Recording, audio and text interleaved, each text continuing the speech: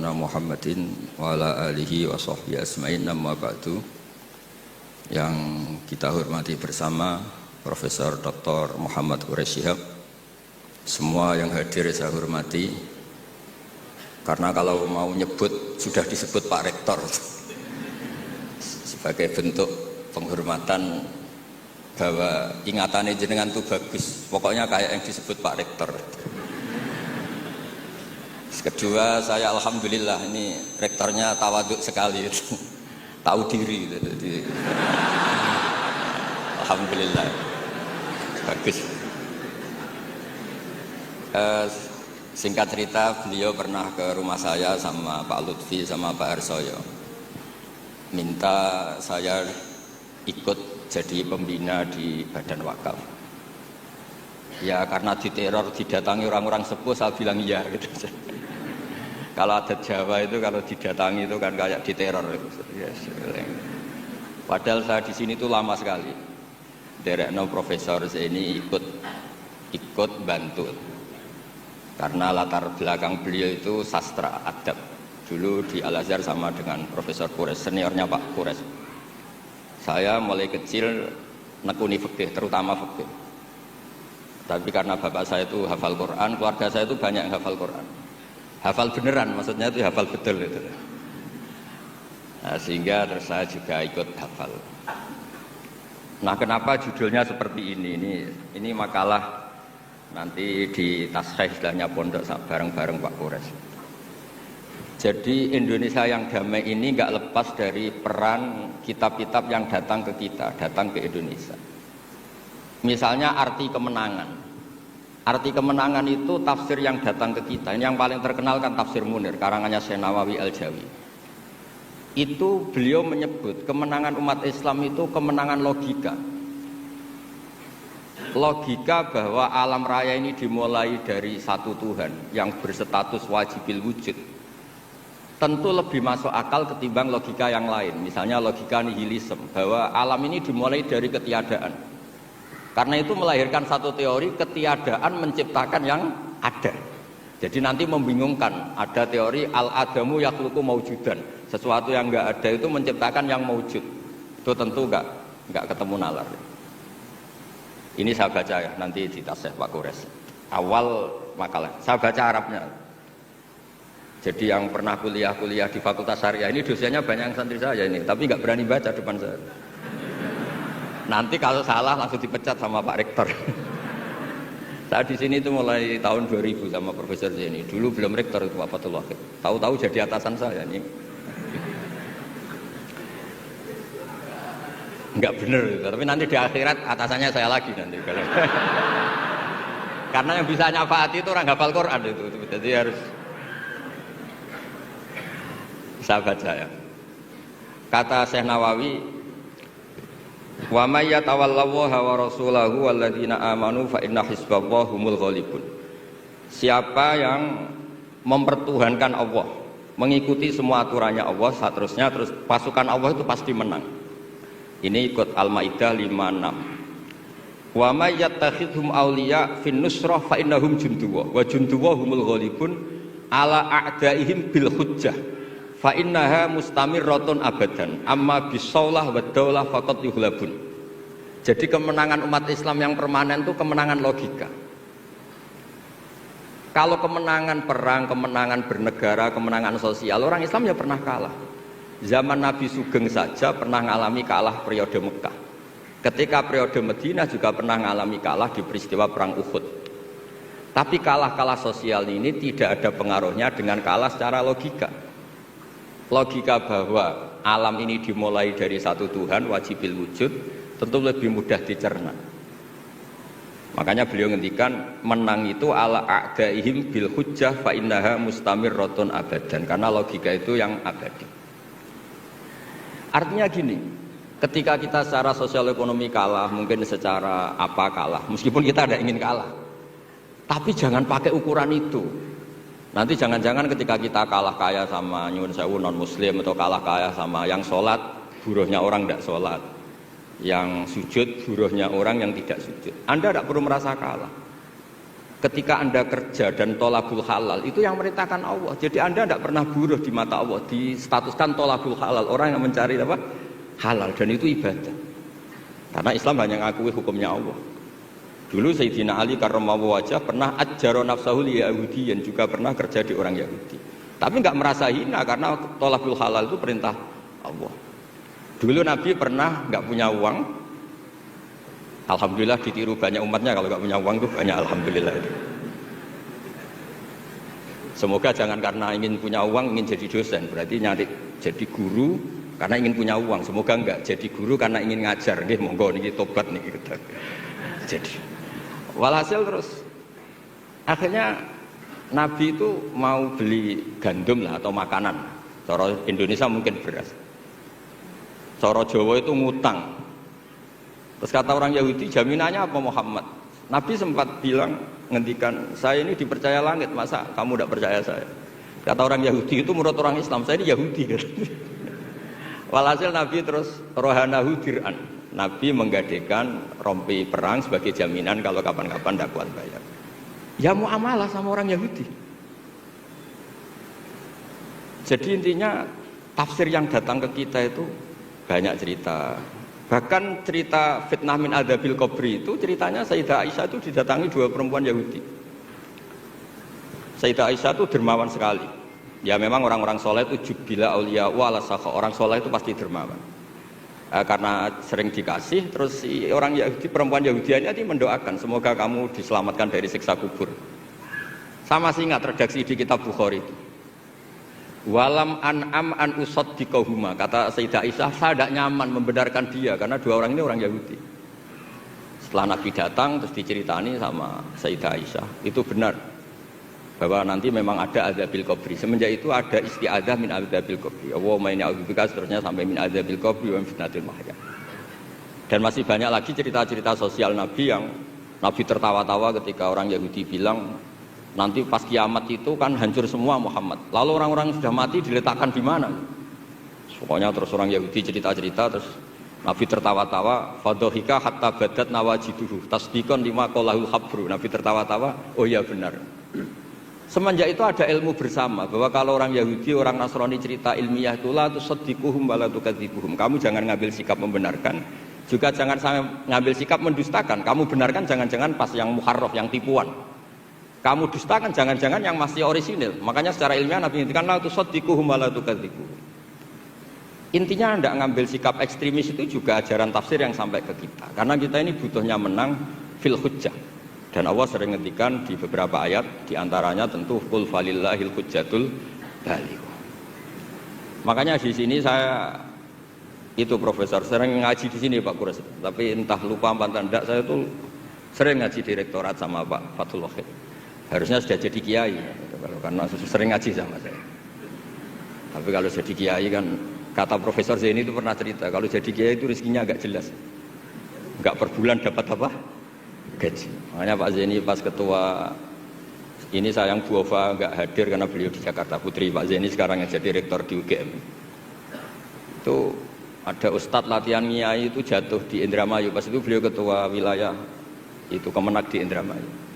Itu jatuh, santrinya tuh susahnya bukan main, tapi kata kiainya enggak apa-apa, masih kan.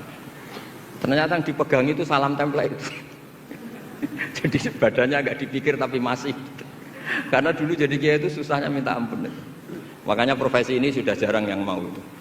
Kalau jadi kiai artis banyak yang mau karena makanya saya jadi kiai di UI itu sering istighfar. Jangan-jangan ini kategori elit sehingga hisabnya besar gitu. Makanya saya ini termasuk kiai orisinil, jadi saya dipaksa jadi kiai di sini, tapi sering nggak mau karena saya ini kiai betul. Jadi kalau fasilitas banyak takut hisab. Kalau kiai nggak betulan, fasilitas banyak tambah seneng. Nah ini bukan nyindir siapa-siapa, ini memang aturan ikhlas begitu. Mukhlishina lahuddin, nggak nyindir siapa-siapa, memang aturannya begitu. Saya cerita di keluarga saya yang masih megangi itu. Di pondok itu ajaran pertama itu tauhid, dan itu mesti diajari sifat pertama Allah itu wajibul wujud kita mbakok mukhalafatul lil hawadis. Dan mereka sering beri contoh. Kenapa tafsir Munir bismillahirrahmanirrahim? Pertama yang diterangkan oleh tafsir Munir, Senawi Al-Jali. Kenapa Al-Qur'an dimulai dari ba? Dan ba dimulai ada titiknya satu.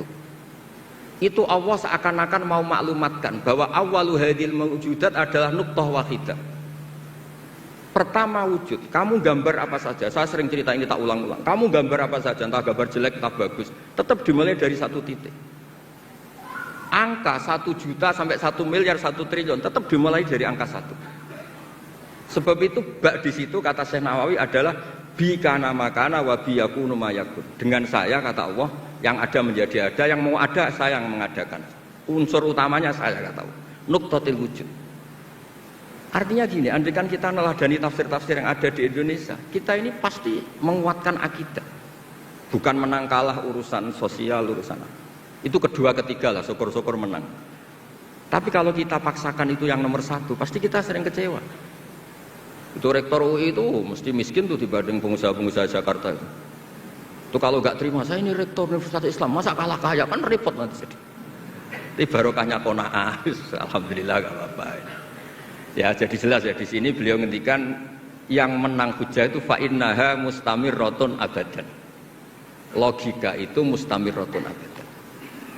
Dalam kitab Fathul Bari sarahnya Shahihul Bukhari dijelaskan kemenangan umat Islam itu iltidza dan aklian. Kita punya akidah yang secara akal tuh nyaman. Coba Anda misalnya jadi muslim, Anda mungkin profesor, kayak alim, kayak top. Terus ditawari satu teori begini. Hadil maujudat khalaqahal adamu misalnya. Ini yang alam nyata ini, penciptanya adalah ketiadaan. Kamu pusing 7 keliling. Ini gimana sesuatu yang ada kok penyebabnya ketiadaan. Sebab itu dulu ada sahabat namanya Jubair bin Mut'im. Itu tokoh besar di kafir Quraisy. Saking tokohnya dia yang jadi utusan untuk membebaskan Asra Badrin, tawanan Badar. Pas dia nginep di masjid nunggu ketemu Nabi, Nabi pas sholat maghrib baca wattur wa kitabim mastur fi raqqim mansur. Didengerin sama dia sampai pada ayat am khuliqu min ghairi syai'in am humul khaliqun. Masa alam raya yang seluas ini kemudian diciptakan tanpa sebab yang ada?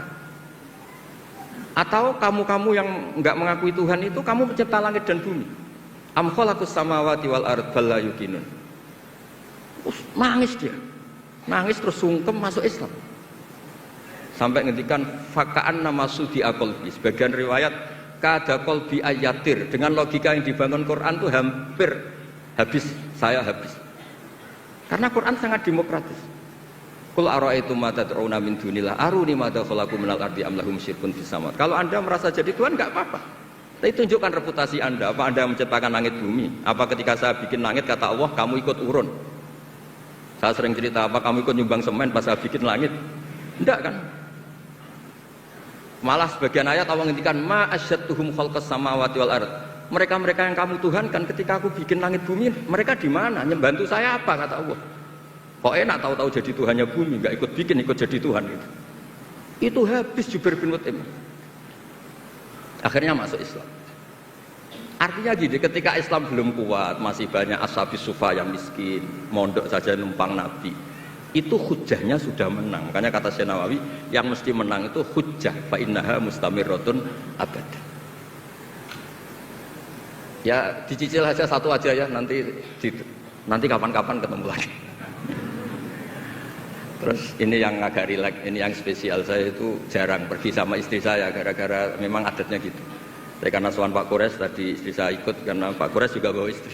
Ini spesial betul. Biasanya saya agak pernah karena adat keluarga saya itu ya begitulah. Ya jadi saya mohon semohon-mohonnya nanti Pak Kures bisa nerangkan panjang lebar. Jadi terus yang kedua ya dua aja lah dua. Ya ayyuhalladzina amanus biru. Di sini dijelaskan ala masyaqqatil istidlal fi ma'rifati tauhid wan nubuwah wal ma'ad. Wa ala masyaqqatis istinbatil jawab an syubuhati nahwil falasifah. Wahai orang-orang yang beriman, bersabarlah kamu. Di sini artinya sabar itu apa? Membuat logika yang mudah difahami banyak orang, kemudian orang itu mencintai Allah dan Rasul. Dulu itu ada orang Bedui. Ketika Imam Asy'ari berpendapat, iman yang diterima itu imanul mufakkir, bukan imanul muqallid. Enggak boleh taklid buta dalam iman. Terus ditentang banyak orang. Dulu zaman Nabi banyak orang Bedui imannya diterima. Terus kata Imam Asy'ari, coba kamu jalan-jalan di kampung. Ternyata orang kampung ketika ditanya, bima arafta rabbak, Kamu selalu ngurusi ternak, ngurusi sapi, unta. Lalu kamu tahu Tuhan kamu dari mana? Jawabnya orang Arabi ini, al-ba'ratu tadullu alal ba'ir wa atharul aqdam yadullu alal masir. Ada kotoran ya ada sapinya.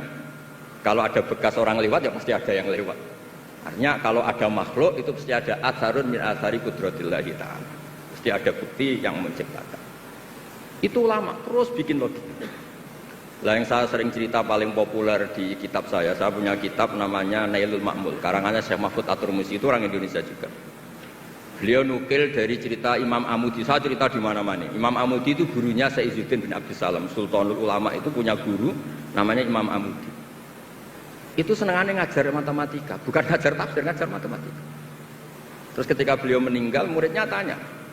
Tadi Profesor Kures juga cerita mimpi. Ini saya cerita mimpinya Imam Amudi. Ma fa'ala bika rabbuk, yang diperlakukan Tuhan kamu itu apa? Ada hanya pengajar matematika. Terus kata Imam Amudi, ternyata ketika Allah ketemu saya mengumpulkan banyak malaikat, disuruh ngajar saya. Saya masih hafal teksnya. Istadilla ala wahdaniyati bi hadrati malaikati. Coba kamu terangkan cara menemukan saya bahwa saya ini satu di depan para malaikat. Kalau malaikat kan sudah tahu karena bawa aras, bawa surga neraka. Terus kata Imam Amudi, beliau ngendikan semuanya adalah, beliau ngendikan angka itu 2, 3 sampai 1 triliun sampai berapapun, nisbatu dzalika ilal wahid nisbatul far'i ilal asli. Angka itu entah 2, entah 4, entah 1 miliar, 1 triliun. Dibandingkan angka 1 tetap namanya nisbatul far'i ilal asli. Tetap semuanya itu tabang dari angka 1. Fasabatal wahid jalla jalaluh. Maka yang mesti abadi, yang mesti ada al-wahid jalla jalaluh. Allah senangnya bukan main. Loh ini lo pinter, nggak jadi malaikat sudah ngerti kalau saya ini satu. Nah, itu ya pinternya ulama. Isbiru ala masyaqqatil istidlal fi ma'rifatit tauhid. Nggih, clear ngoten mawon. Monggo niki kula saya bulbel karena saya niki anak buah Pak Wahid pegawai. Monggo jenengan. Dapat bertemu, dapat berbincang, dapat belajar dengan bapak-bapak dan ibu-ibu sekalian. Saya tidak ingin mulai sebelum berkomentar tentang ayat yang dipilih tadi. Tadi dibacakan wa ma Muhammadun illa rasul qad khalat min qablihi rusul afa immata aw qutilan qalabtum ala aqabikum wa may yanqalib ala aqibaihi fala yadhurrullaha syai'a. Ayat ini pelajaran buat kita. Ayat ini turun setelah perang Uhud. Sebahagian sahabat Nabi meninggalkan medan perang.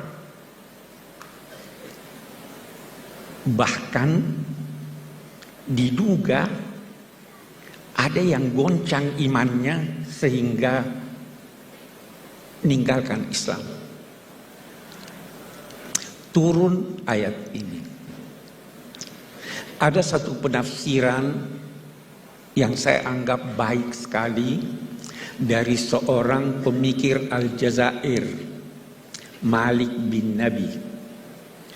Beliau berkata, ayat ini pelajaran buat kita semua bahwa jangan menilai baik buruknya sesuatu dengan mengaitkannya pada sosok yang mengucapkannya.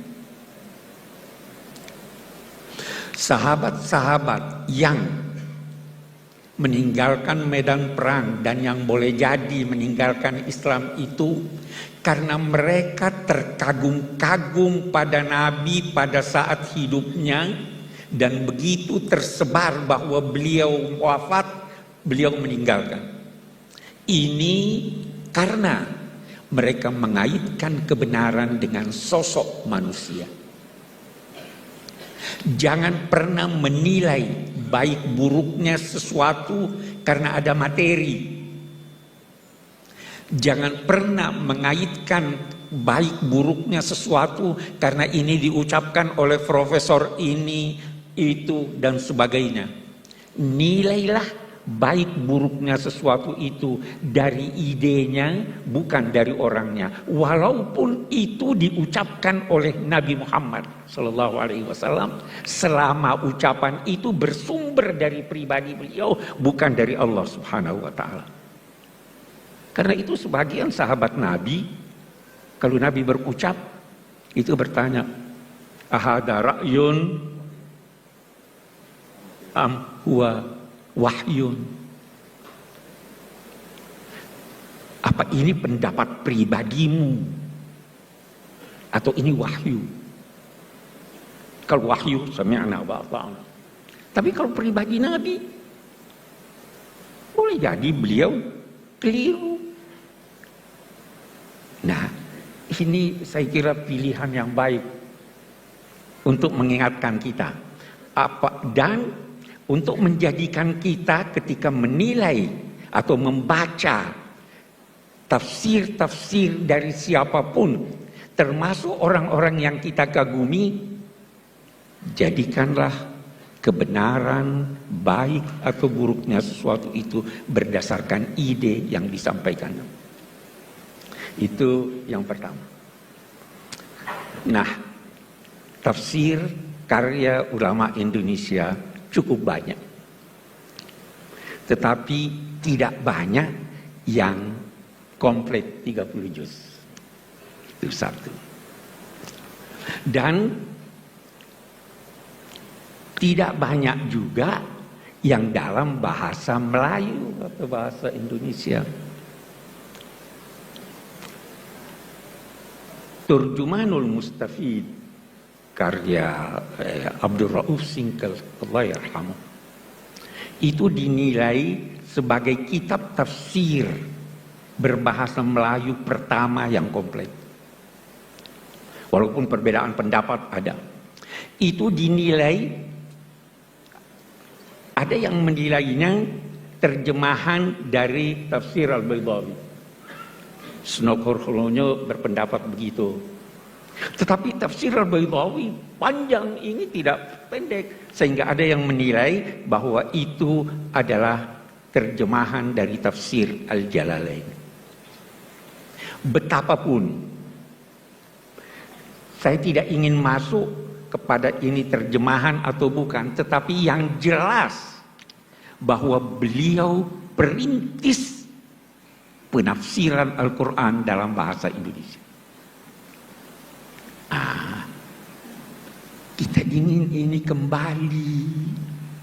Rintisan ini perlu sekarang. Kalau kita mau cari, siapa yang bisa merintis, menulis tafsir Al-Quran dalam bahasa Inggris? Yang pertama lakukan itu Muhammad Asad, orang Austria yang asalnya Yahudi. Tetapi itu Yahudi yang baik, bukan Zionis. Saya bermimpi ketika kita mengenang Syekh Abdul Rauf Singkal yang tafsirnya itu berpengaruh selama 3 abad.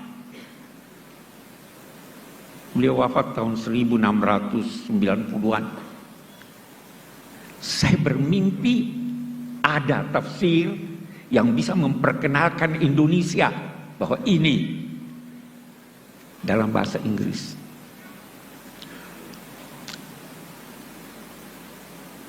Itu kita, walaupun isinya boleh jadi sebagian kita tidak setuju. Apalagi kalau kita bicara tafsir Al-Baydawi. Ada di tafsir Al-Baydawi. Nah, ini di pesantren-pesantren pasti masih dibaca sekarang ya. Ada di tafsir Al-Baydawi dikutip hadis la tatara'a narahuma, tidak boleh saling terlihat api yang digunakan memasak antara apinya orang Muslim dan apinya orang Yahudi. Terus dia berkata, Itu firman Allah, wala tattakhidul yahuda wan nasara auliya, adalah larangan mempekerjakan orang Yahudi. Ini nggak bisa. Itu dibantah sudah oleh ulama-ulama yang lain. Tapi kita berkata itu pada masanya. Pada masa kita situasi telah berbeda. Jadi walaupun kita membaca, kita kritis. Betapapun Syekh Abdul Rauf Singkel adalah perintis yang harus kita hormati. Dan kita ikuti jejak beliau dalam hal yang benar. Saya pindah. Syekh Nawawi Banten, Allah yarham. Ini orang sangat istimewa. Jangan pernah menduga bahwa yang superior itu dalam bidang agama orang Arab. Tidak. Beliau gurunya orang Arab. Sampai dikenal sebagai apa? Sayyidu Ulama'il Hijaz. Beliau diminta mengajar di Al-Azhar. Orang dari mana? Dari Serang. Ini pewarisnya.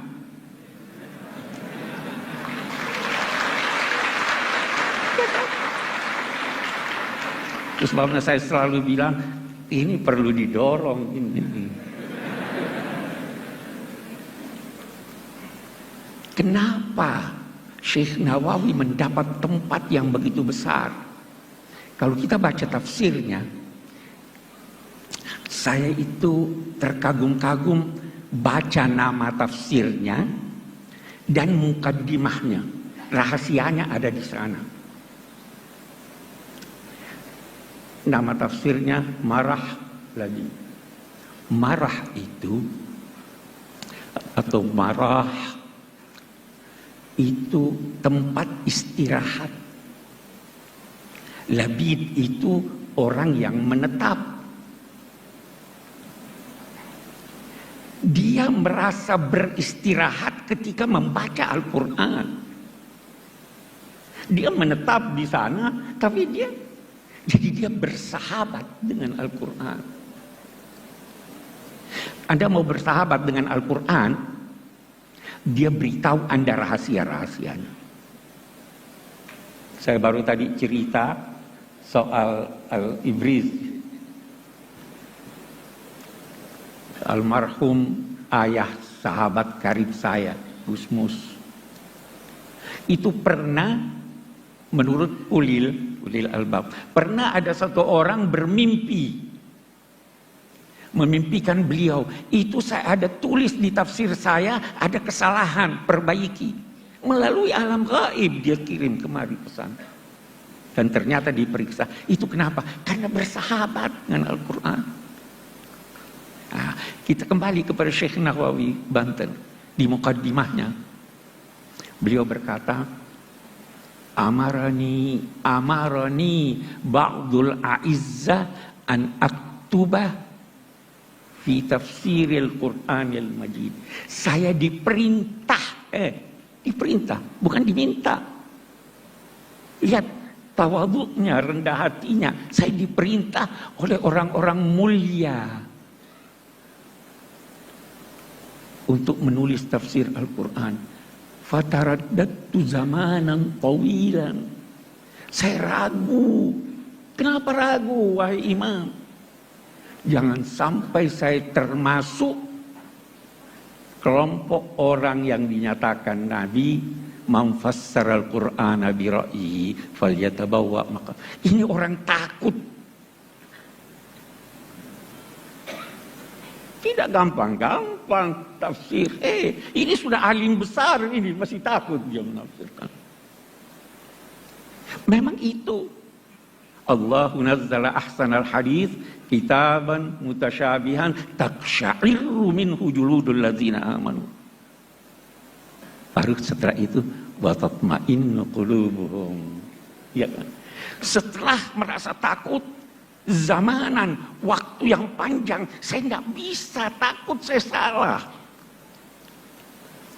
Terus beliau menulis apa? Maka saya menulis iqtidaan bis salafis saleh, mengikuti orang-orang alim sebelum saya.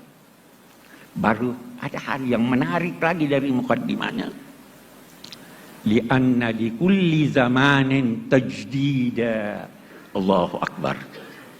Ini tahun berapa itu? Tahun 1890-an barangkali ya. Dia sudah bicara tentang tajdid. Setiap zaman, kenapa dia mau tulis? Saya tulis sekarang. Karena setiap zaman memerlukan tajdid. Itu di mukadimah. Tajdid itu bukan berarti memberikan sesuatu yang baru. Tidak harus baru. Sesuatu yang lama tapi sudah terlupakan, itu tajdid. Kan? Sesuatu yang lama yang perlu tambahan argumentasi walaupun barangnya sama, itu tajdid. Tidak harus selalu yang baru. Sekian banyak pendapat-pendapat ulama lama yang sampai sekarang itu bagus sekali.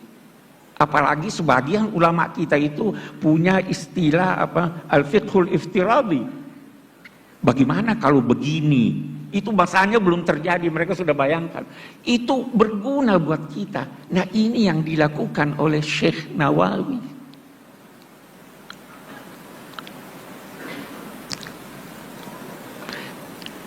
Sekali lagi,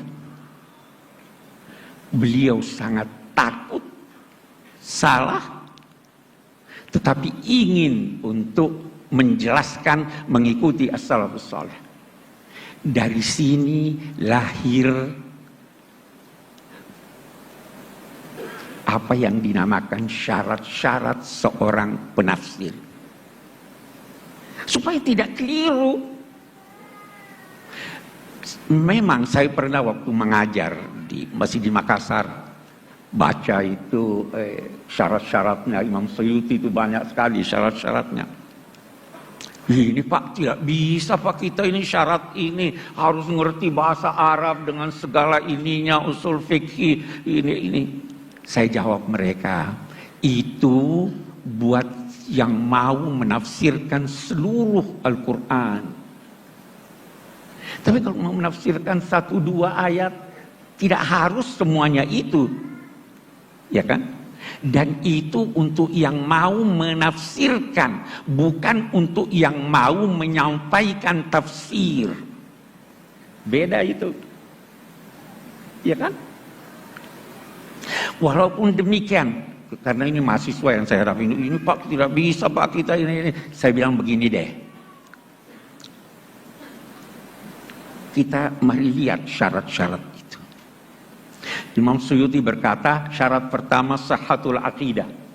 Akidahnya harus lurus. Saya bilang, kita ganti aja ini. Bagaimana? Objektivitas. Asal objektif.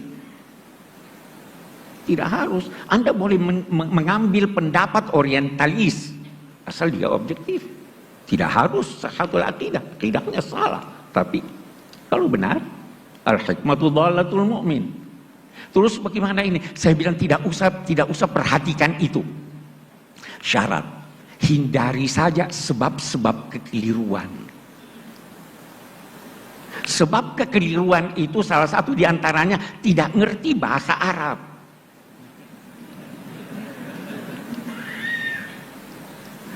Atau menerjemahkan kata dalam bahasa Arab dari kamus-kamus modern. Itu bisa salah.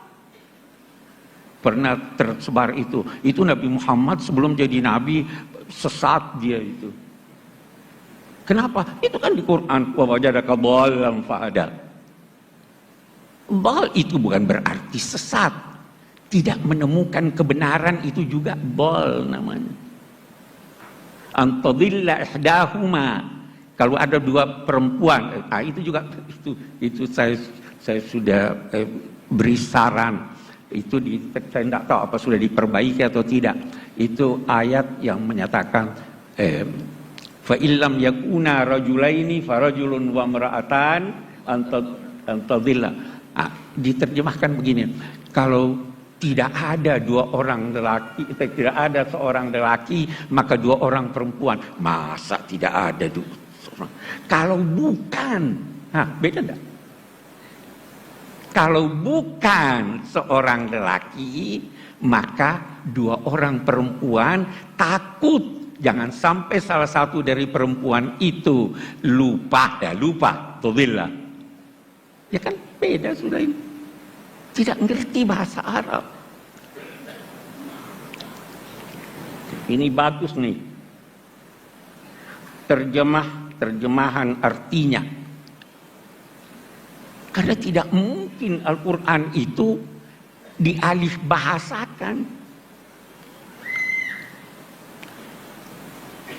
Mengalih bahasakan bahasa Jawa ke bahasa Indonesia aja tidak mungkin. Terlalu kaya bahasa Jawa. Ya. Apalagi Al-Quran, kita terjemahkan maknanya. Tapi jangan keliru. Di sini Al-Baqarah diartikan apa? Sapi betina. Kenapa betina?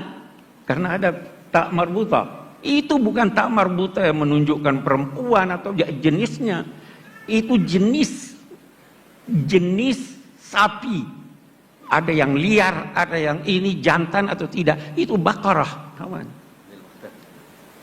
Tapi kekeliruan kita itu. Jadi sebentar kita akan bicara lebih banyak tentang itu. Yang penting jangan pernah menduga sekali lagi bahwa kita bangsa Indonesia tidak mampu melebihi bangsa-bangsa lain walaupun yang bahasa ibunya bahasa Al-Quran. Sekali lagi buktinya kita mampu asal kita mau belajar. Kita bisa. Bahkan sampai sekarang saya anggota Majlis Hukama Al-Muslimin, pimpinan Syekh Al-Azhar. Itu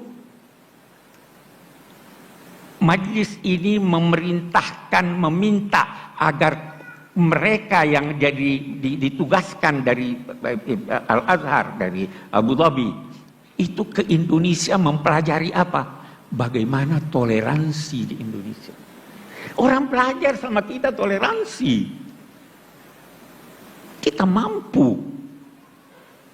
Mudah-mudahan pemilu ini tidak membuktikan kita tidak mampu bertoleransi. Ya kan? Tapi kita mampu. Orang mempelajari Pancasila.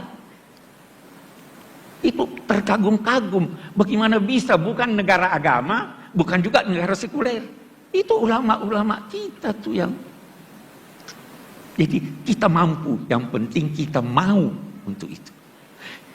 Kita sekali itu kalau kita bicara Syekh Nawawi panjang kalau kita mau bicara tentang beliau. Tapi saya kira yang saya ingin garis bawahi bagaimana tawadhu beliau, bagaimana rasa takut beliau, bagaimana kesungguhan beliau di dalam menafsirkan Al-Quran sehingga mampu memberi bekas yang sangat besar dalam pemikiran umat Islam khususnya pada masa lalu.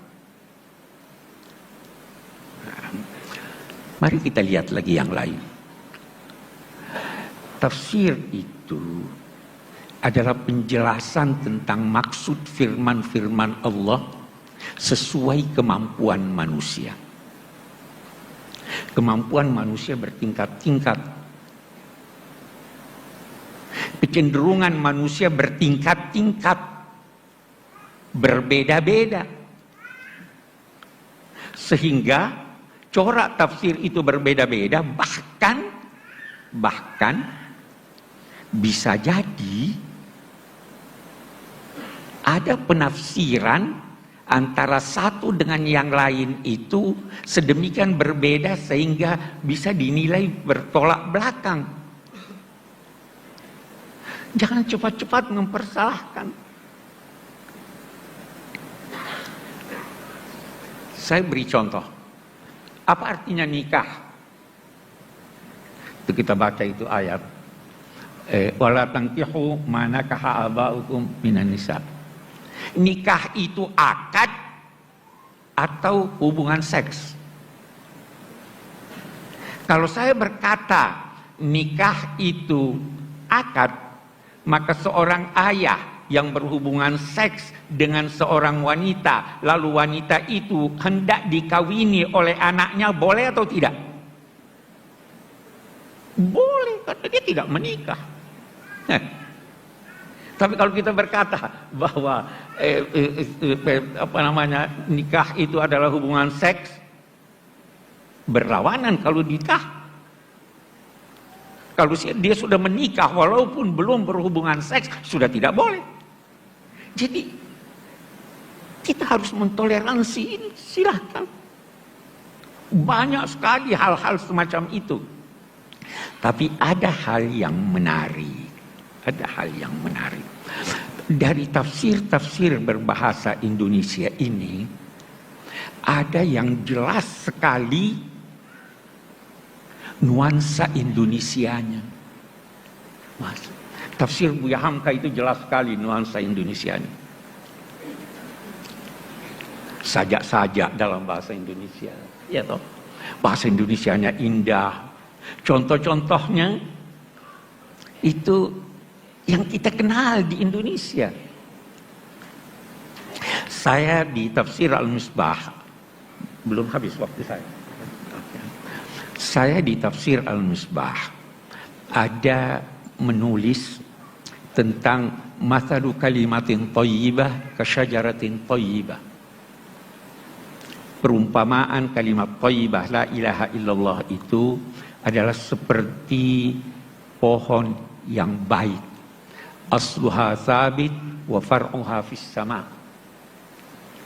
Akarnya menghunjam ke dalam, kokoh. Cabangnya naik, menjulang ke atas, dan menghasilkan buah yang banyak. Banyak ulama, termasuk saya yang mengutip ini, mengatakan itu pohon korma. Tapi pernah lihat pohon korma? Tidak semua kita pernah lihat pohon korma. Bagaimana kalau kita tafsirkan, terjemahkan itu dengan pohon kelapa? Bisa saja. Itu sangat Indonesiawi itu. Ya kan? Itu corak tafsir. Kita ingin problema-problema kita carikan solusinya di dalam Al-Quran. Salah satu kritik terhadap kitab-kitab tafsir yang lama adalah memberikan solusi terhadap problema mereka, bukan problema kita. Di sini perlunya tajdid. Kita punya problem. Al-Quran turun untuk itu. Apa itu? Kana nasu ummatan wahidah. Faba'atsallahu an-nabiyyina mubashshirina wa mundzirin wa anzala ma'ahumul kitab liyahkuma bainan nasi fi maktalaf. Alkitab itu turun untuk memberi putusan tentang perselisihan manusia. Ulama itu bertugas menyelesaikan problem, bukan menjadi problem. Ya. Itu tugas kita. Ini yang kembali lagi saya kepada Imam An-Nawawi tadi. Ini tajdid. Tajdid sudah didengungkan jauh sebelum Kiai Ahmad Dahlan. Sudah dicetuskan ulama itu lanjutan dari ini, kita tajdid ini. Tapi dasar ulama-ulama yang begitu tekun menulis tafsir tahunan. Itu tafsir Al-Furqan 30 tahun. Itu pertanyaan yang datang ditulis setelah 30 tahun baru jadi. Itu pun ada kritik. Terlalu ahli bahasa. Padahal Tidak semua bisa diartikan punya arti dalam bahasa Indonesia. Banyak sekali. Satu contoh, umum. Aqimus shalah apa artinya? Memang dirikan salat. Apa itu yang dimaksud? Qama itu, satu dulu hal. Qama itu berarti berdiri, itu sikap sempurna. Anda mau hormat orang sambil baring nggak sempurna, sambil duduk nggak sempurna. Qama. Sehingga qama itu berarti ketika berkata aqimus shalah, sempurnakan pelaksanaan salat. Khusyuknya, sebelum khusyuknya, sunnahnya, wajib, itu aqimus shalah. Mau diterjemahkan apa nih sekarang? Ya terjemahan artinya. Kalau kita hanya terjemahan begitu, seperti yang seringkali kita temukan di Al-Furqan, itu bisa atuz zakah. Apa artinya atuz zakah? Tunaikan. Atu itu bisa berarti sempurna. Atu itu bisa berarti antar. Atu itu bisa berarti sesuatu objeknya yang baik. Tuh. Jadi jangan jadikan di bulan Ramadan masa pameran kemiskinan. Tidak atu zakat. Ulama-ulama saya teringat itu Syekh Muhammad Rashid Ridha di dalam tafsir Al-Manar. Dia itu menulis tafsirnya untuk majalah Al-Manar. Seringkali dia tidak sempat merujuk ketika menulis. Maka ketika dia tulis tentang atu, dia katakan sepanjang ingatan saya, itu dia terkata yatin bukan subhanallah. Walat yatinal fahishata min nisaikum yatina ya. Ini orang alim besar nih tapi sembunyi diri nih. Saya tidak pernah setuju sama dia.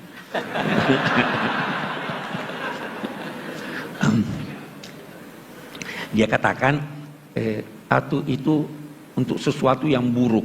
Yatina sesuatu yang buruk. Yatina al-fahisha. Rashid Ridha kita hormat.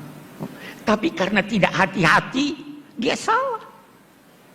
Apa buktinya salah? Kenapa ada yatina min kulli fajjin amir? Haji, baik.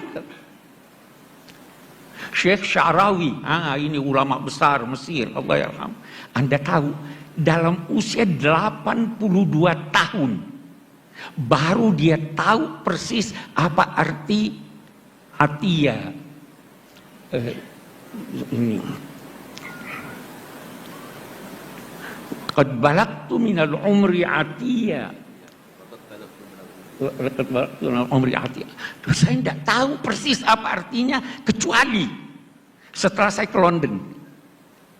Saya berobat.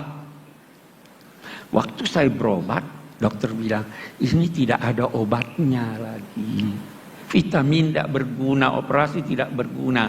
Anda telah mencapai usia yang penyakit Anda ini sudah sedemikian besar karena usia sehingga tidak diobati. Terus dia berkata, oh inilah yang dimaksud qad balagtu minal umri itiyah. Itu baru tahu tuh. Jangan malu berkata saya tidak tahu. Ya kan? Nah ini. Itu kalau kita bicara tentang kosakata banyak sekali itu. Seringkali orang keliru, tidak memperhatikan hubungan antar ayat. Ini ada hubungannya dengan itu. Seringkali orang tidak memperhatikan itu. Syekh Rashid Ridha, kita bicara Rashid Ridha, itu indah sekali. Dia itu paling suka kritik ulama. Itu Syekh. Imam Suyuti dinamainya Hatibul Lail. Hatibul Lail itu artinya orang yang kumpul kayu bakar di malam hari, dia tidak bisa bedakan ini kayu atau bukan. Dia himpun aja. Ya. Semuanya dia kritik. Tapi ketika sampai pada gurunya, dia beda pendapat, tetapi sangat halus. Dia carikan pembenaran. Saya ingin jadikan ini sebagai contoh bagaimana orang harus menghormati guru. Ya, kita ambil sisi positifnya. Nah, saya beri contoh Anda. Quran itu singkat padat. Terkadang dia tidak sebut lagi satu kata karena sudah ada isyarat pada kata yang lain. Saya beri contoh.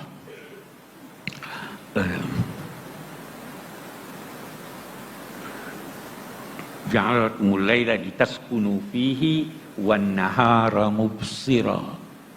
Allah menciptakan buat kamu malam supaya kamu dapat tenang, tidur tenang. Dan menciptakan siang terang benderang. Ini ada kata yang tidak disebut. Allah menciptakan buat kamu gelap, malam itu gelap. Supaya kamu dapat tenang, tidur.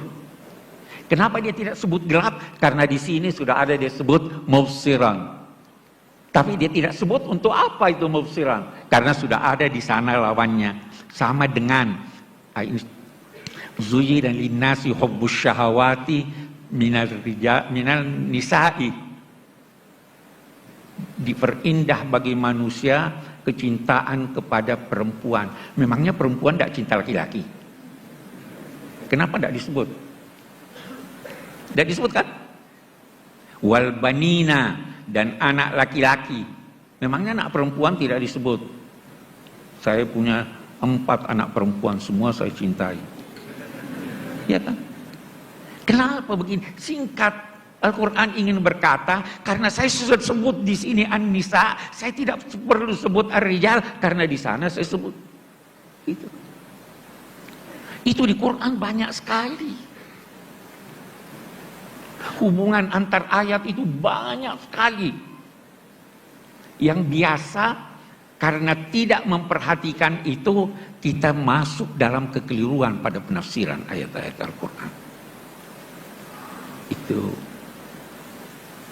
Itu kita lihat. Dan ulama-ulama kita itu tidak segan-segan mengoreksi pendapatnya. Saya pernah ditanya, Pak Kures, koreksi enggak? Ada enggak kesalahan di tafsir Al-Misbah yang banyak? Koreksi enggak? Saya bilang saya serahkan pada yang lain untuk mengoreksi karena saya sudah tua, saya sudah tidak bisa. Kalau Pak Hasbi As-Siddiqi itu dia koreksi. Itu ulama beneran. Itu ulama-ulama kita. Iya kan? Jadi sebenarnya sekali lagi saya ingin katakan, kita ini alhamdulillah punya potensi yang sangat besar untuk mengembangkan ilmu pengetahuan. Dan mungkin yang diperlukan adalah tekad dan bantuan Allah Subhanahu wa taala. Yakinlah kalau Anda bersahabat dengan Al-Quran, dia akan menyampaikan pada Anda rahasia-rahasianya. Baik melalui bacaan Anda maupun melalui ilham. Itu kan, baca itu. Iqra bismi rabbikal ladzi khalaq, khalaqal insana min 'alaq. Baru dia Iqra wa rabbukal akram alladzi 'allama bil qalam. Yang kedua nih yang kita mau, 'allamal insan. Itu dapat ilham Anda. Tanyakanlah kepada mereka yang banyak menulis tentang itu. Anda dapat ilham. Al-Quran itu tidak habis-habis maknanya. Tidak ubahnya seperti alam raya ini. Bumi kita ini dari dulu seperti ini. Tapi setiap saat ada rahasia baru kalau kita pelajari. Kalau Anda belajar Al-Quran setiap saat Anda bisa mendapatkan rahasia baru. Yang disampaikan boleh jadi melalui penelitian Anda atau boleh jadi melalui mimpi, melalui ilham dan sebagainya. Itu sebabnya dia katakan Iqra wa rabbukal akram. Dia bukan katakan wa rabbukal karim. Karim itu apa artinya? Dari segi bahasa. Kita biasa artikan mulia ya. Bukan dong mulia. Salah satu yang dikembangkan oleh ulama-ulama dewasa ini adalah tidak memahami kosakata Al-Quran kecuali dengan merujuk pada Al-Quran. Al-Quran menggunakan kata karim, rizqun karim, rezeki yang karim, zaujun karim, pasangan yang karim, zillun karim, banyak. Apa artinya karim ini? Kalau saya berkata mulia, apa sih mulia itu? Karim itu sesuatu yang terbaik menurut objeknya.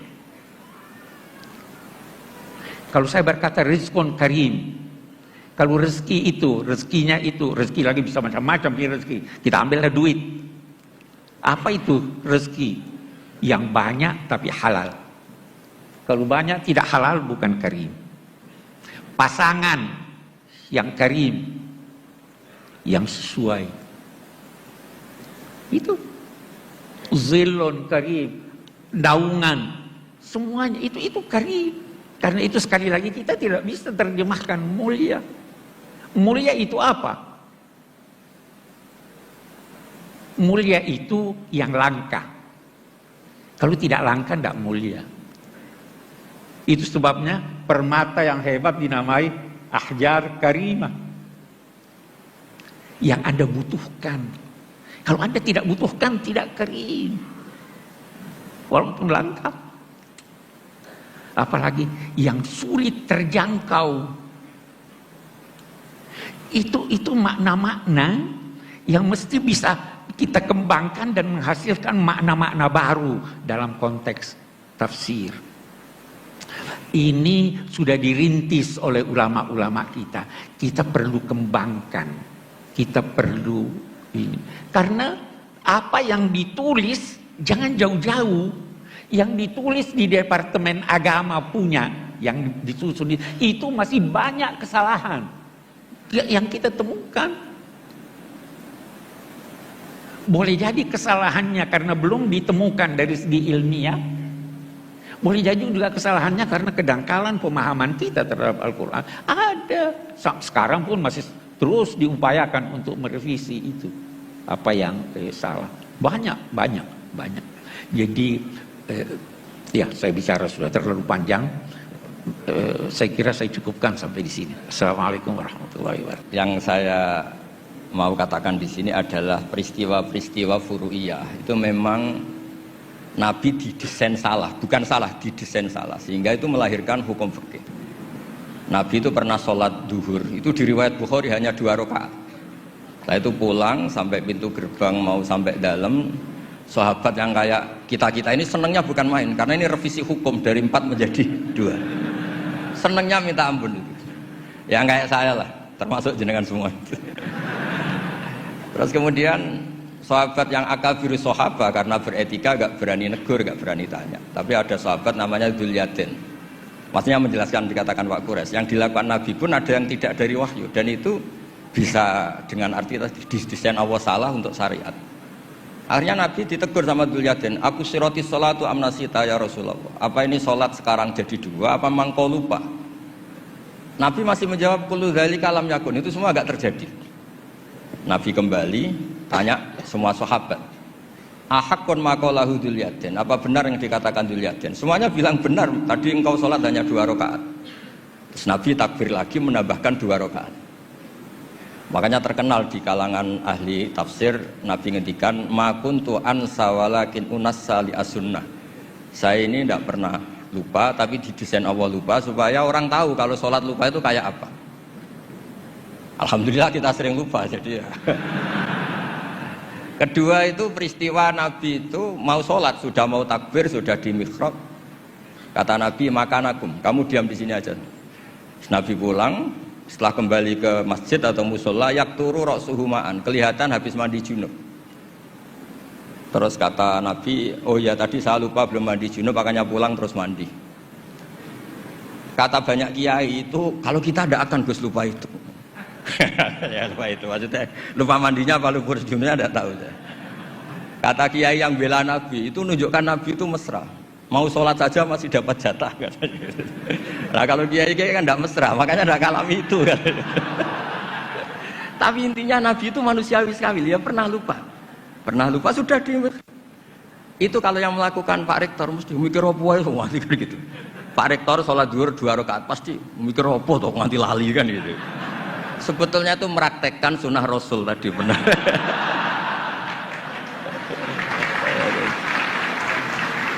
Tidak supaya nanti jenengan nggak salah paham yang dikatakan Pak Kores tadi. Memang ada peristiwa furu yang seperti itu. Yang terakhir saya beri contoh. Sholat qadha itu normalnya tidak wajib. Normalnya secara fikih tidak wajib karena timingnya waktunya sudah kelewat.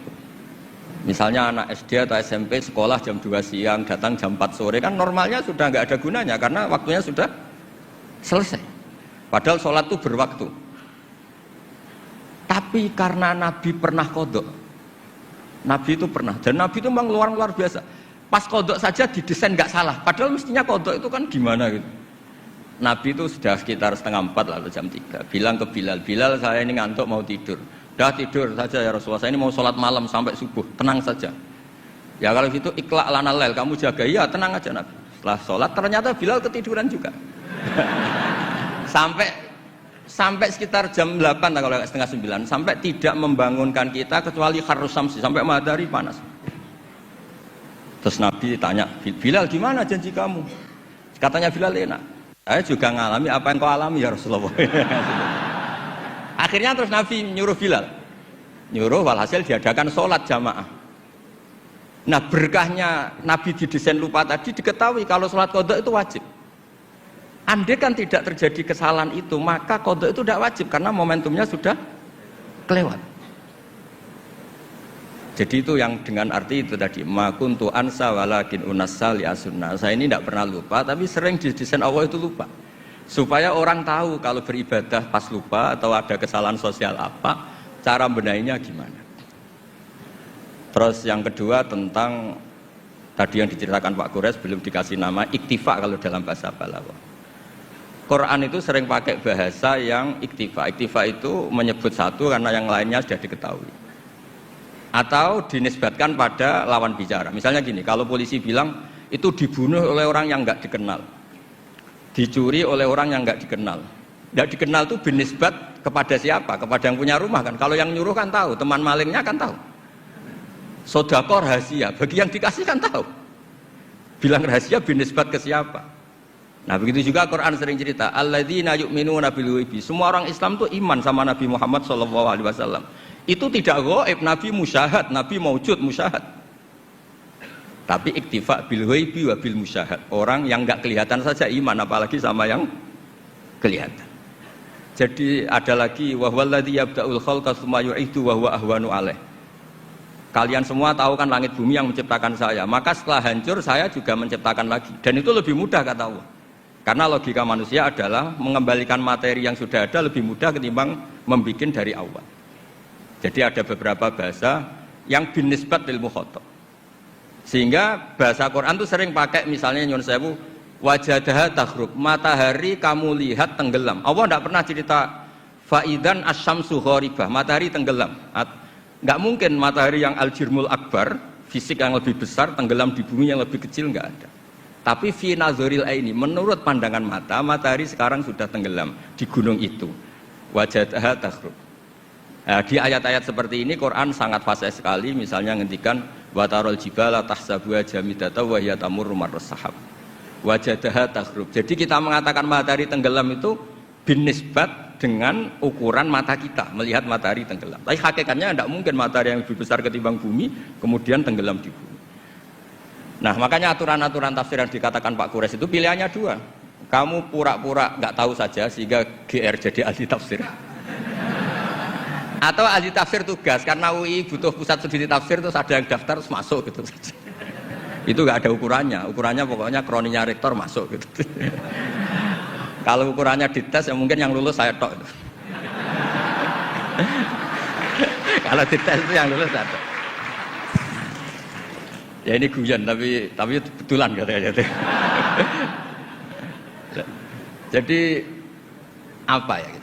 Jadi memang, nah yang tadi yang dikatakan Pak Quraisy memang benar, banyak lafadz ta yang lil wahdah bukan lil jinsi. Memang Baqarah itu lil wahdah bukan lil jinsi. Dan memang di beberapa tafsir termasuk tafsir di Kemenak itu juga masih diberi kata betina. Itu satu-satunya kita bela itu nyari tafsir-tafsir yang kebetulan sejenis. Ada riwayat mengatakan itu unsan, ngintipnya kapan? Tapi memang di bahasa Arab tuh gitu ya. Makanya Abu Hanifah dulu pernah dibully, ditanya, apa Namlatu Sulaiman? Beliau zaman itu mungkin belum ila darojatil mustahid, jawab perempuan. Alasannya qalat namlatun. Terus diingatkan sama ahli bahasa, itu namlah liwahdatil jinsi, karena dari kata ya ayuhan namlu ketika jenis pakai tanpa tak, ya ayuhan namlu dkhulu masakinakum, ketika sudah wahdah qalat namlatun. Makanya di antara argumentasinya Nabi Adam dulu nanti itu mau debat sama malaikat, kan kata Allah kan wala taqrabu hadis syajarah, pohon itu berarti satu tok yang dilarang, yang lainnya boleh.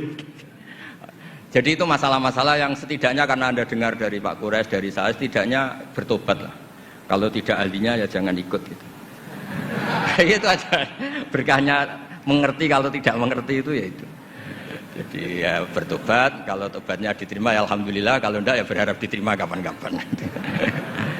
Nanti ini Pak Rektor biar ini di struktur UI itu atasan saya, tapi beliau sering ngaji sama saya, entah kuat yang mana, struktur guru sama supaya saling tawadhu itu karena kata Nabi, semua Nabi dikasih wahyu antawadhu hatta la yafkhara ahadun ala ahadin, semuanya harus tawadhu sehingga tidak ada orang yang saling sombong. Enggak apa-apa, ada kalah, ada menang, enggak apa-apa, malah bagus. Ya gitu, saya pikir nanti pertanyaannya yang gampang-gampang ya, karena nanti kalau jenengan tanya yang sulit itu berarti nggak paham, masih kesulitan. Kalau tanya yang mudah itu berarti Anda masih belum pinter. Coba nanti Anda milih aja. Abu Nawas pernah disuruh pidato, dia nggak bisa pidato, disuruh pidato. Akhirnya orang minta semua supaya beliau nggak pidato. Dia susahnya bukan main. Dia tanya, Anda semua orang pinter apa orang goblok? Kalau orang goblok butuh saya pidato nih. Kalau orang pinter nggak butuh. Akhirnya jawab, kita orang pinter. Ya sudah, wassalamualaikum warahmatullahi wabarakatuh. Supaya dia ada pidato. Ya terserah, monggo jenengan milih yang pinter apa yang monggo Pak. Atas Akademika UII serta seluruh jamaah sekalian. Pertama saya mengucapkan terima kasih atas kesempatan yang diberikan dan juga apresiasi kepada UII atas inisiatif ngaji bareng yang luar biasa dengan tema meneladani khazanah tafsir Al-Quran di Indonesia. Jadi sebagaimana harapan kita semua, termasuk juga saya ingin seperti Gus Bah jadi orang goblok Gus. Jadi menyempatkan dan memberanikan diri untuk bertanya. Sebelum berangkat ke sini hampir 3 malam Gus, saya itu bermimpi jenengan sama Gus Kausar.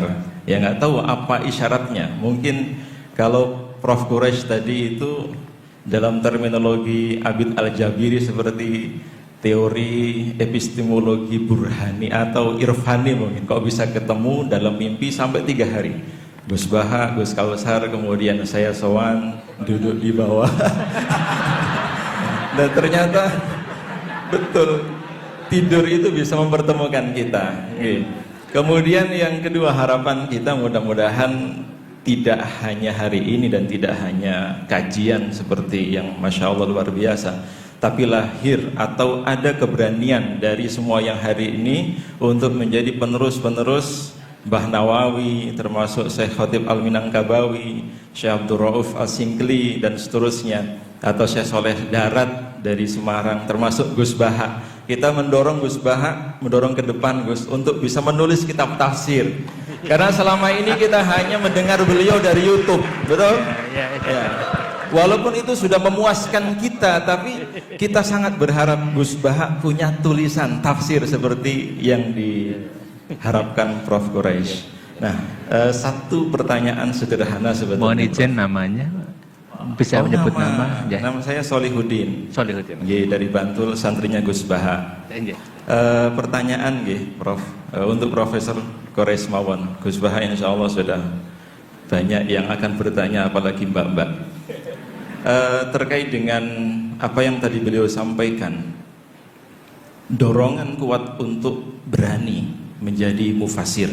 Salah satu yang disyaratkan oleh Imam Syatibi atau termasuk di dalam beberapa ulumul Quran itu kan tauhid menjadi pondasi utama sebagai seorang mufasir.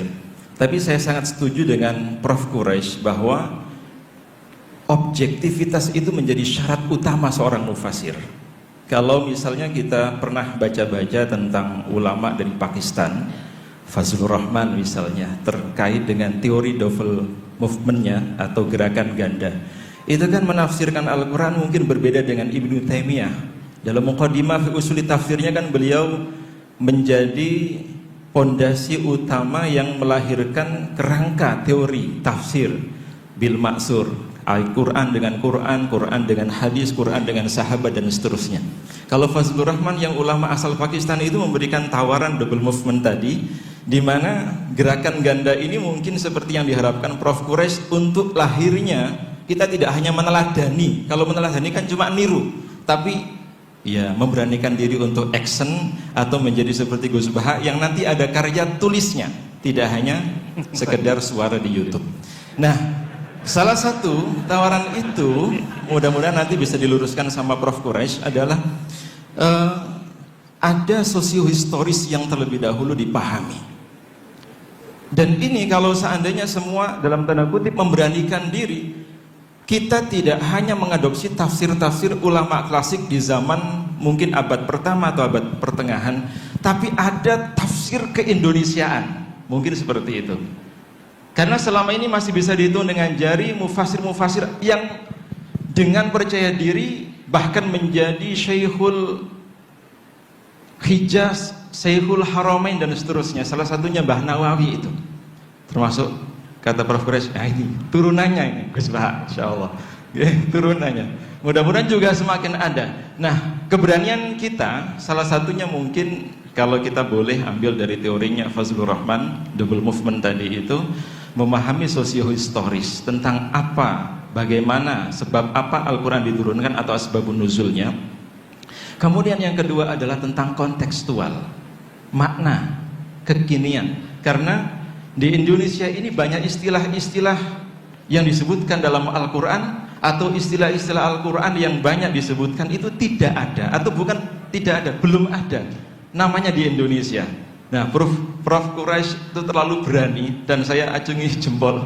Beliau berani menafsirkan misalnya nakhlah dengan kelapa nggih, Prof. Bukan pisang atau yang lain.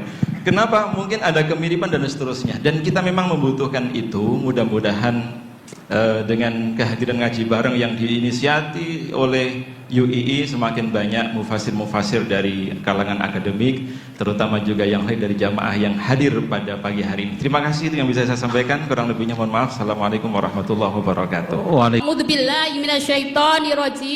Bismillahirrahmanirrahim.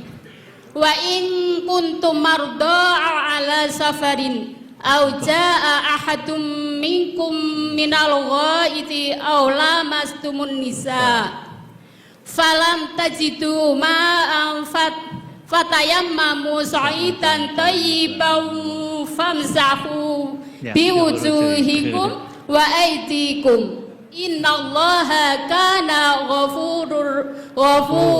afuwan ghafura. Yang jadi pertanyaan adalah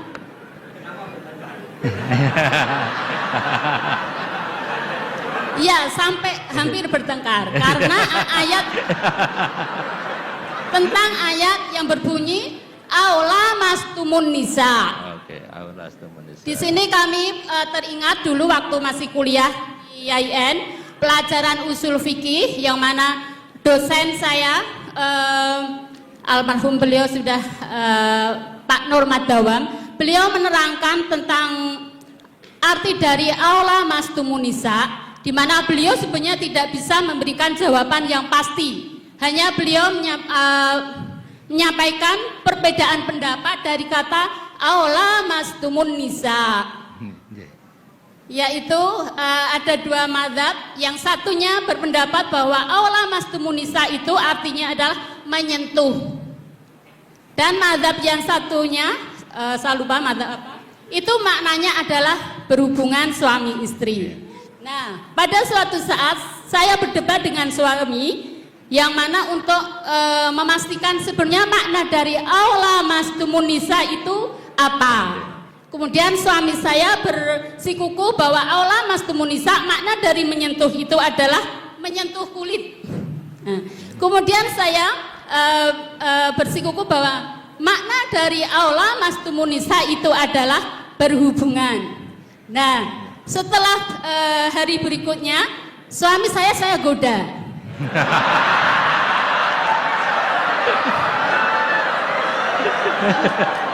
Ini ya, kontekstual ini. Saya goda. Setiap habis wudhu, suami saya goda dengan saya sentuh kulitnya. Kemudian suami saya mengulangi untuk wudhu kembali. Kemudian berikutnya sudah wudhu, saya sentuh lagi. Batal kan? Pendapatnya batal karena aula mastumun nisa tadi pendapatnya adalah menyentuh kulit. Batal. Jadi beberapa kali saya goda suami saya setelah wudhu, saya sentuh kulitnya dan mengulangi wudhunya. Dan berikutnya karena saya masih waktu itu berpegang bahwa menyentuh itu adalah berhubungan suami istri. Nah, yang jadi pertanyaan Prof. Quraisy yang kami hormati adalah makna tafsir daripada ayat aula mastumun nisa yang sebenarnya itu yang mana? Apakah sekedar menyentuh atau berhubungan suami istri? Demikian pertanyaan. Terima kasih. Assalamualaikum warahmatullahi wabarakatuh. Waalaikumsalam. Tidak dijawab juga ya, kenapa bertengkar? Terus pertanyaan kedua, kenapa hanya nyentuh saja tidak diteruskan?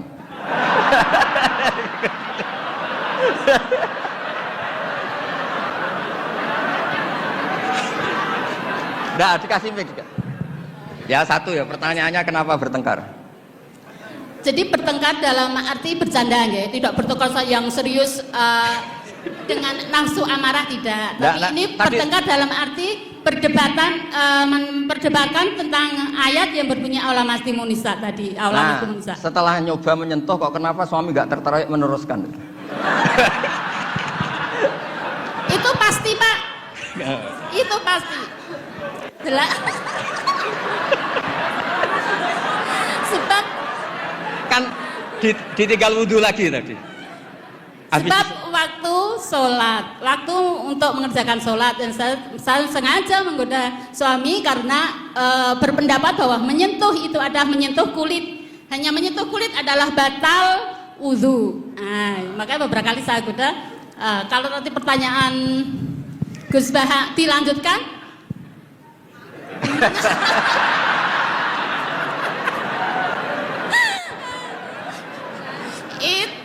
Menunggu waktu. Menunggu waktu. Enggak begini ya. Ini tadi saya minta Pak Warsono ikut berdiri ini yang punya badan wakaf ini yang ketua. Begini. Yang jelas jangan memicu kata Pak Rektor dulu MZU dan Newcastle United sama apa? Manchester United. Karena ini sudah jadi madhab identitas. Kalau yang seperti itu NU, seperti ini Muhammadiyah, kayak kunut lah. Kunut itu NU, tidak kunut itu Muhammadiyah. Berarti Imam Syafi'i itu NU, Abu Hanifah itu Muhammadiyah. Begini, kita kan nekuni itu ya, nekuni sekali. Saya bilang nekuni sekali bukan niat sombong enggak, supaya Anda tahu Rektor milih saya jadi ahli tafsir itu enggak salah. Memang benar-benar saya tekuni. Profesor Zaini maksudnya bukan. Dekat. Oh ya ya. Ya tadi karena saya sebenarnya sudah uzlah tadi yang Pak Kores nggak pernah setuju. Begini ya. Dalam kitab Ahkamul Quran yang ditulis Imam Baihaqi meriwayatkan makalah-makalah Imam Syafi'i, beliau jelas ngendikan, lamisa dari mulamasah. Mulamasah itu nyentuh. Naha Rasulullah an bai'il mulamasah. Ini saya cerita Imam Syafi'i dulu, nggak cerita suami Anda, enggak cerita Pak Munta Anda. Naha Rasulullah an bai'il mulamasah. Nabi itu menyegah, melarang jual beli yang hanya unsur disentuh, kemudian itu pengganti kata luzum. Kali sudah disentuh berarti oke. Sehingga beliau yakin seyakin-yakinnya kalau mulamasa urusan al-jassu bil yad, memang menyentuh.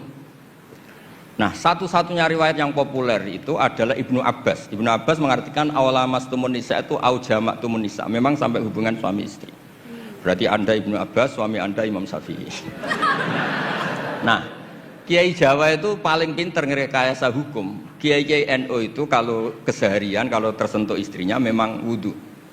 Kalau banget diteruskan, cantik banget diteruskan. Saya ulang lagi ya, GNO kalau disentuh istrinya wudu, kalau cantik banget diteruskan. Nggak nyindir, ini cerita aja. Pengalaman Gus Ba. Ya, alhamdulillah berarti cantik banget. Nah, tapi kan madhab Syafi'i itu ada problem, yaitu beliau meyakini dan hampir semua ulama meyakini kalau tawaf itu harus suci, dan kalau berdesaan di Ka'bah zahmah itu kan pasti kesentuh perempuan. Nah, di bab ini KBIH memberi saran, sudahlah di bab ini intikal madhab, kamu kesentuh perempuan atau sebaliknya tidak batal. Tapi di kehidupan sehari-hari memang perasaannya orang-orang Syafi'i, sebenarnya itu orang Syafi'i bukan orang NU, tapi sudah diambil alih NU. Sampai ketahuan Pak Kures itu kalau di kampung-kampung, enggak Sayyidina NU, enggak Sayyidina ya Muhammadiyah. Kalau kunut, padahal kita yang nekuni madzhab tidak ada seperti itu. Ini Syafi'i, ini Maliki ini. Nah, tapi jangan juga nanti terus beralih, ini madzhabnya Pak Muntaha, ini madzhabnya istrinya. Wah, malah ada pendiri madzhab baru nanti dalam Islam. Ya, jadi konflik Anda, berdebat Anda baguslah. Jadi kesannya UI itu di rumah pun ilmiah. Jangan sampai debat begini, itu gaji kamu di UI hanya sekian, tuntut Pak Warsono, jangan gitu. Itu kan tidak ilmiah. Alhamdulillah lah, itu bagus. Teruskan saja debatnya. Ya jelas ya, memang begitu riwayatnya begitu. Ya Anda nanti terserah. Kalau dalam ilmu tasawuf, mazhab itu gampang. Kamu yakin tidak ketemu Allah dengan pendapat itu? Mazhabun al-Qawwahabi, kalau dalam ulama, hadza madhabi al-Qawwahabi. Ini pendapat saya yang sampai ketemu Allah itu saya siap. Makanya saya ini bukan sok-sokan ini mengatur di depan Pak Kures, saya tidak mungkin bohong. Saya itu jadi kiai besar itu susah dan sungkan. Karena terus dihormati, disubyo-subyo. Jangan-jangan ini bagian duniawi. Sehingga saya kalau di rumah, tanya istri saya, keluarga saya. Kalau di rumah itu saya sering jenguk kiai-kiai madi, ini kiai kampung. Ini sebagai kafaro saya, jangan-jangan saya kenal rektor UI itu bangga, kenal ketua badan wakaf bangga. Sehingga ini urusannya hanya bangga-bangganan, keren-kerenan. Sampai segitu tradisi di keluarga saya ini, karena ya memang itu tradisi. Dulu itu namanya Imam Syafi'i itu top terkenal, tapi punya mitra debat itu namanya Syaiban Ar-Ra'i. Itu pengembala kambing miskin. Suatu saat Imam Syafi'i jenguk ke Syaiban Ar-Ra'i ini. Tanya, menurut kamu zakat itu wajib pada siapa? Kata Syaiban Ar-Ra'i, menurut kamu apa menurut saya? Ya menurut kamu, saya tanya kamu ya menurut kamu.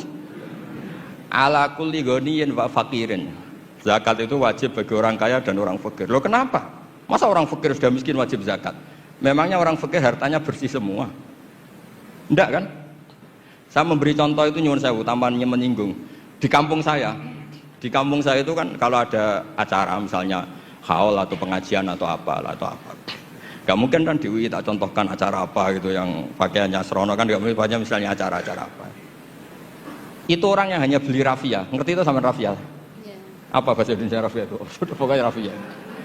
Itu lapangan tuh gak jelas milik siapa. Yang pertama masang rafia itu yang paling berhak menerima apa? Parkir. Dan akhirnya ya dapat uang. Coba itu atas nama fikih itu sah apa enggak? Itu kalau atas nama orang fikir, yang fikir enggak dia tok. Kalau atas nama tamaluk, apa dia memiliki itu, milik orang banyak. Itu banyak tukang parkir yang di kampung saya terus tanya, iya Gus bener jenengan, kita yang tukang parkir itu nanti trotoar juga gitu, hanya modal rafia terus dia berhak. Artinya apa? Rezeki orang miskin juga banyak yang masalah kalau nggak dizakati itu. Terus Imam Syafi'i tertawa-tawa. Ya tertawa-tawa artinya terjadi madzhab bersama. Negara hanya mewajibkan zakat sama orang kaya, karena itu yang harus dituntut kalau udah zakat. Tapi orang miskin silahkan, yang merasa rezekinya juga macam-macam itu juga harus zakat, karena zakat itu filosofinya itu kan tathhirul mal, mensucikan harta. Dan kita tadi, wong nggak ikut punya lapangan, nggak ikut punya trotoar, hanya modal rafia, terus kita yang berhak, orang lain nggak berhak, padahal orang lain ini bisa lebih miskin ketimbang kita. Nah itu pentingnya debat. Itu lebih mutu timbang debatnya suami Anda dan Anda ini, Syebana Roy. Tapi itu bagus, itu kasih bonus Pak Rektor, itu hebat itu. Di rumah masih debat fikih itu hebat itu. Dia nggak tenawar. Saya berasal dari UIN Sunan Kalijaga. Pertanyaan saya ialah, ini berkaitan juga tentang surah An-Nisa, yakni surah An-Nisa ayat 3 dan surah An-Nisa ayat 129. Yang mana saya bacanya saya agak kurang paham, Pak. Jadi ayat 3-nya begini. Ayat 3 ini kan tentang poligami. Di ayat 3-nya ada syaratnya, fa in khiftum alla ta'dilu. Ta'dilu itu kan merupakan syaratnya, Pak ya. Kemudian fa in khiftum alla ta'dilu fawahidah. Kemudian di ayat 129 itu dikatakan walan tastati'u an ta'dilu bainan nisa. Kemudian ditambah lagi dengan kalimat walau harastum. Walaupun kalian sangat mau untuk bertindak adil. Jadi yang saya tangkap di ayat 3 itu adalah syaratnya. Kemudian di ayat 129 ini adalah pembatal syarat tersebut. Apakah pemikiran saya itu betul atau bagaimana pelurusannya, Pak? Iya, itu aja. Perkenalkan, nama saya Gita Risma Rosanti, mahasiswa Universitas Islam Indonesia, program studi Pendidikan Agama Islam 2022. Tadi saya menyimak, Masya Allah sekali, materi yang telah dipaparkan oleh Prof. Quraisyhab dan Gus Baha. Terima kasih atas materinya. Pertanyaan saya akan ajukan kepada Prof. Quraisyhab. Cukup sederhana, Prof. Pertanyaannya yaitu, apakah ada kejadian spesial atau peristiwa, suatu keajaiban yang dirasakan Prof ketika menulis tafsir Al-Misbah? Kemudian pertanyaan kedua, setiap tindakan atau perbuatan yang kita lakukan pasti ada tantangannya. Nah, pertanyaannya ialah apakah ada tantangan yang menurut Prof itu tersulit ketika menulis tafsir Al-Misbah sendiri? Terima kasih. Wassalamualaikum warahmatullahi wabarakatuh. Waalaikumsalam. Piring terbang. Begini, hampir semua mufasir sepakat. Mungkin Anda yang kuliahnya nggak pernah belajar itu.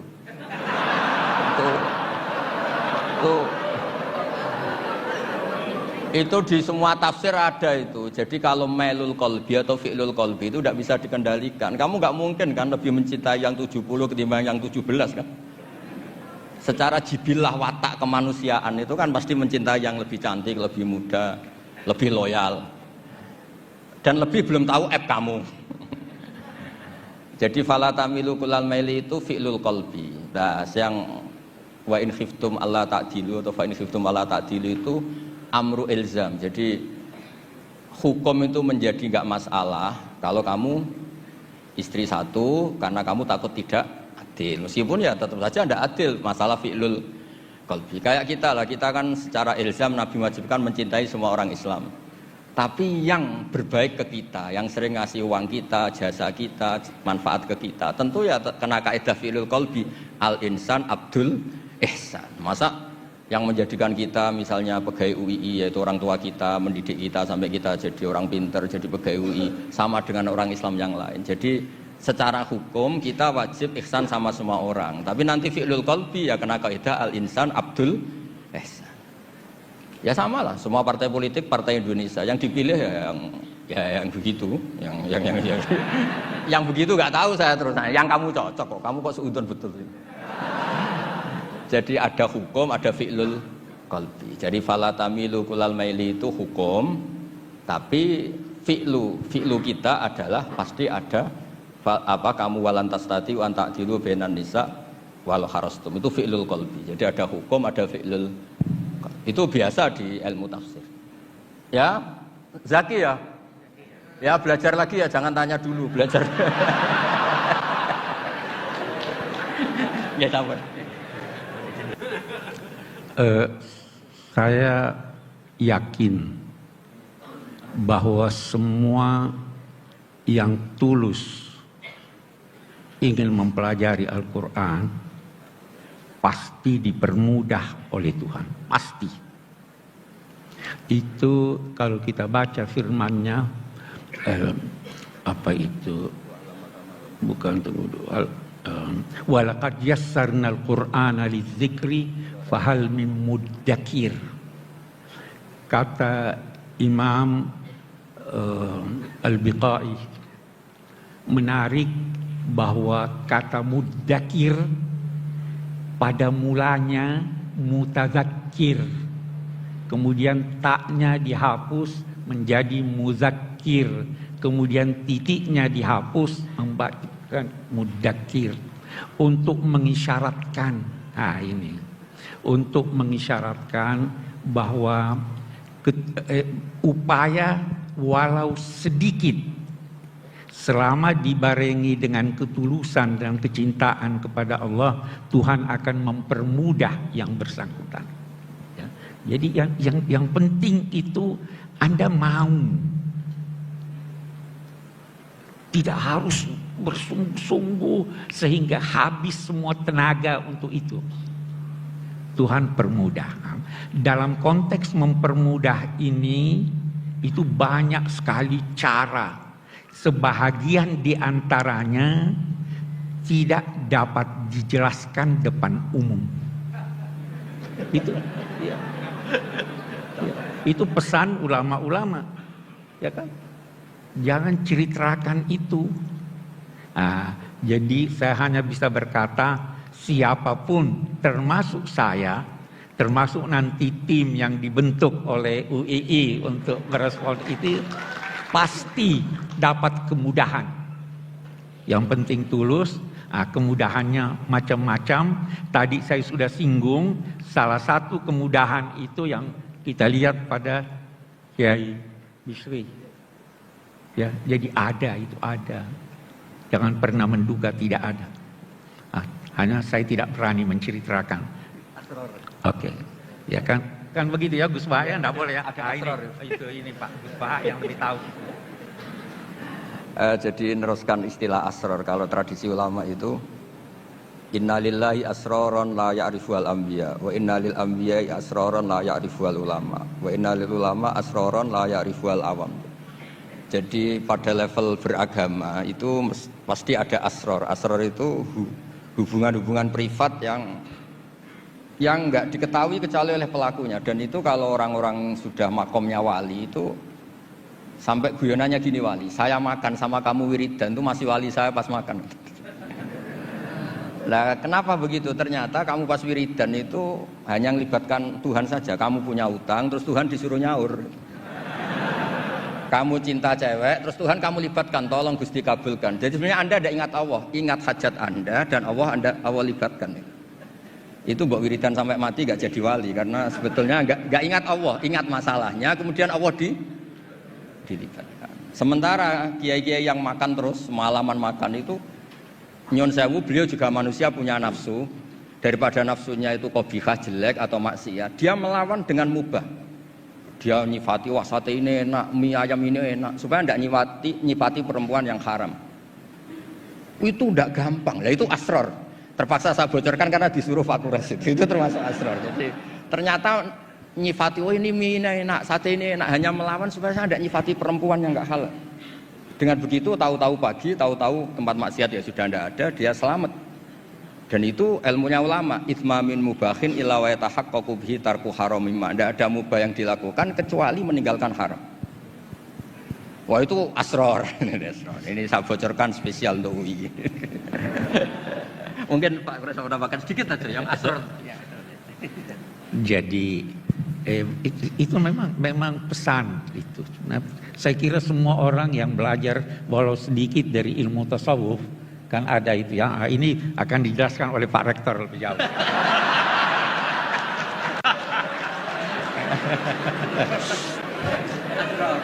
Susah jadi moderatornya ini. Karena asror tadi sesuatu yang privat. Wawadi dalam artian yang positif. Jadi rahasia-rahasia yang tidak mudah untuk diungkapkan di ruang publik. Kira-kira seperti itu. Ibu Bapak, kita udah 1,5 jam lebih. Gak kerasa aja? Sama. Karena kita menikmati kajian, mendapatkan banyak masukan dan perspektif baru, pengayaan diri, inspirasi, dan tradisi pondok tidak ada yang nama moderator itu membuat kesimpulan. Nah, sehingga ini juga tidak ada kesimpulan.